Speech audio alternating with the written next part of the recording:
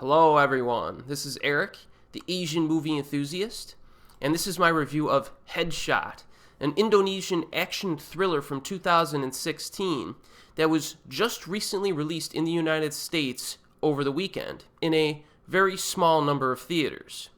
I was fortunate enough to have seen this movie twice in the theater since I happened to be in New York City for the weekend. And there are a lot of things to talk about with this one, but I will avoid spoilers so you don't have to worry about that.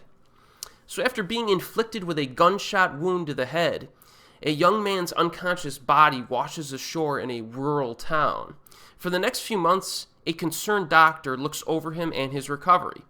He eventually wakes up from his coma, but suffers from temporary memory loss. But unfortunately for him, his enemies, a group of gangsters who specialize in the selling of guns and drugs, soon discover that he is alive and come back to finish the job.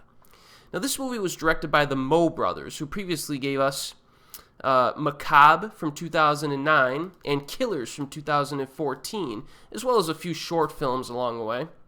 Headshot stars Iko Uwais from the Raid movies, Chelsea Islan, who I have not seen in anything else, Sunny Pang, who I have also not seen in anything else, Julie Estelle, who played Hammer Girl in the Raid 2, as well as the lead role in Macabre, and Very Triulisman, who played Baseball Batman in the Raid 2. So I guess for the purposes of Headshot, Hammer Girl was resurrected as Knife Girl, and Baseball Batman was resurrected as Retractable Police Baton Man.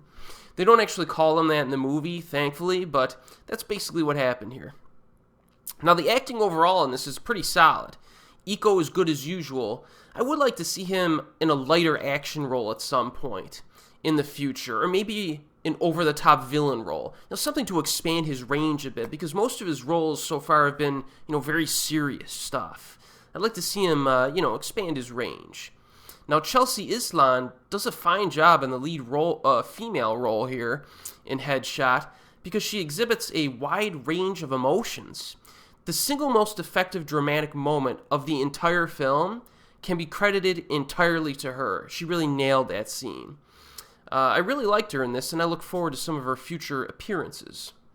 I've mentioned before on this channel that I'm a pretty big fan of Julie Estelle. I followed her ever since her Kuntilanak days, and it's really interesting to see her career has progressed from a protagonist in ghost films to an internationally popular hit woman in two of her most recent roles.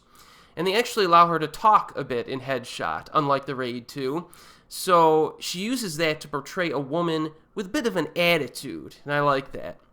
Now, with regard to Sunny Pang, he does do a particularly good job as like the entertainingly evil villain, for lack of a better term. He seemed like he had a lot of fun making this, and that will rub off on the viewer when you watch it. Now, before we get to the action, which is the whole reason we're watching this movie, I should mention the biggest flaw. Now, the biggest flaw of this movie, I would say, is the character development. Ironically, I thought the Mo brothers did a very nice job in their last feature film, Killers, because the multidimensional personalities of the serial killers themselves were even more interesting than the violence and thriller elements, in my opinion. Headshot is like the complete opposite, and that's especially true during the in terms of character motivation, specifically. I just saw this movie over the weekend, and I still don't remember why exactly these gangsters shot our protagonist in the head at the beginning of the film, or why this cute doctor is so enamored with him specifically compared to her other patients. So yeah, there is a bit of a problem in terms of character motivation in this movie. But to be perfectly honest, it almost doesn't matter, because this movie offers a ton of action and violence to compensate. Now, if you've seen the Raid movies, directed by Gareth Evans, and you're expecting something similar here, due to some of the returning cast members and the production companies, let me give you some advice. Okay, Headshot is a Mo brothers film, not a Gareth Evans film.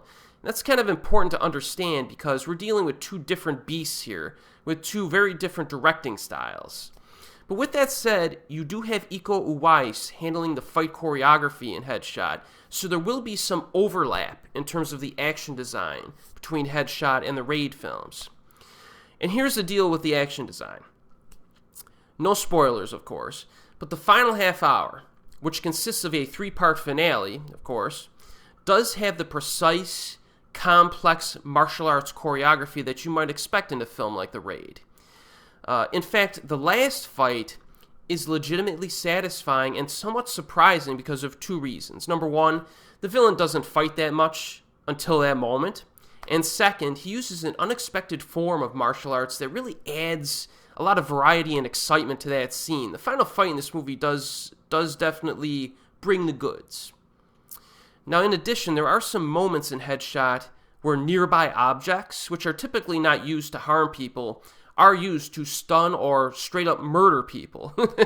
And that's one of the signature traits in films that are directed by Gareth Evans. So that's like the aforementioned overlap that I'm talking about. Some of the action design and use of, your environment. Those will be the similarities you'll see between Headshot and the Raid films. But with that said, everything before that 3-stage finale feels like a Moe Brothers film. Which basically means that the first 2/3 of Headshot primarily showcase scrappy, simplistically choreographed, blunt, visceral death scenes that would be more kind of at home in a thriller or a horror film, really. Characters are just trying to survive in this movie, man. And a lot of them do not survive. The death scenes in this are very memorable, creative, and gory. There's one scene near the end where a dude gets shot, and it reminded me of that infamous scene in RoboCop when the ED-209 just eviscerated that salaryman in the conference room. Like, that's how the violence works in this movie, and it's great if you're a fan of that type of thing. It's excessive, even more so than the Raid movies, but that excessiveness is a lot of fun to watch for people who enjoy, hard R-rated action movies. And there's actually a bit of black humor that's thrown in at times that really works. So the Moe Brothers definitely put their stamp on this.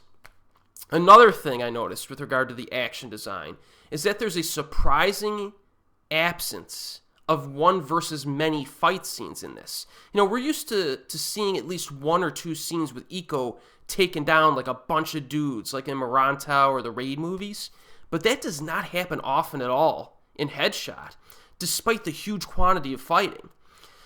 It's almost like every fight is like a one-on-one match of survival, even in those cases where multiple characters are involved. And that creates kind of a very different feel to Headshot because some of the stock henchmen are incredibly difficult to kill in this movie. And you may have a handful of dudes, of these dudes lurking about, around a crashed bus site or a police station or a forest hideout. They're split up and they're looking for our protagonist. And our hero has to slowly explore and make his way through these environments while taking out each of these guys once at a time. It doesn't always work that way, but that's kind of the feel I got when watching this. It helps to make every death scene very personal and memorable. The action format also helps to create a fantastic pacing. I did read a few online reviews that criticized the opening half hour of this movie. I completely disagree with that assessment. After watching this movie twice in the theater, I don't think 10 minutes went by at any point in this movie without someone getting violently murdered or beaten. I mean, it's not an exaggeration either, because the second time I saw this, I was really paying attention. I didn't have a stopwatch on me or my phone out, because that would be, discourteous to my fellow movie viewers, but I was paying attention. There's not a lot of filler in this movie, despite the fact that it's 2 full hours long. There's a lot of good stuff in this. Not an exaggeration. And the locations change quite a bit too, so there's plenty of variety in that regard to help keep things moving. So don't make a mistake about this one. This is a crowd pleaser for fans of visceral action. And before I leave you tonight, I just wanted to point out one more thing, and that's the music and scoring, which are fantastic. There's even some heavy use of a heavy, ominous synthesizer score that really worked. It had almost like a John Carpenter vibe to it, and considering how one of the most memorable sequences occurs in a police station, perhaps the Moe Brothers are a fan of movies like Assault on Precinct 13. I would not be surprised if that were the case. So, yes, I wholeheartedly recommend Headshot, even with the character motivation problems that I discussed. As I mentioned earlier, I did see this in the cinema. It was at the Cinema Village, 12th Street in New York City. And I mention this specifically because it is the only theater in the entirety of New York City that is screening this movie, at least to my knowledge. And I checked quite thoroughly. And that's not all, because there is currently only one screen time per day, 11 p.m. So I had some late nights watching this, but I had no problems, given the quantity of violence. That's a garbage release for such an entertaining film. I really hope it rolls out a little bit to a wider release over the next few weeks, but March is a pretty stacked month for bigger budget movies, so I don't know if that's really going to happen. I really would have preferred this movie to be released in January or February when there's less competition, But, I don't know. It makes no sense. This should have gotten a better release. But you may be in luck anyways, because it's apparently already available, streaming on YouTube for like $5 or something, iTunes, and Amazon Instant. However, be careful with the version on Amazon Instant, because they may have confused this movie with the Thai film of the same name from 2011. So just be careful with that. There's a Headshot Indonesian movie from 2016 and a Thai film called Headshot from 2011. But definitely check this one out. It's a good one, and as always, I will see you next time.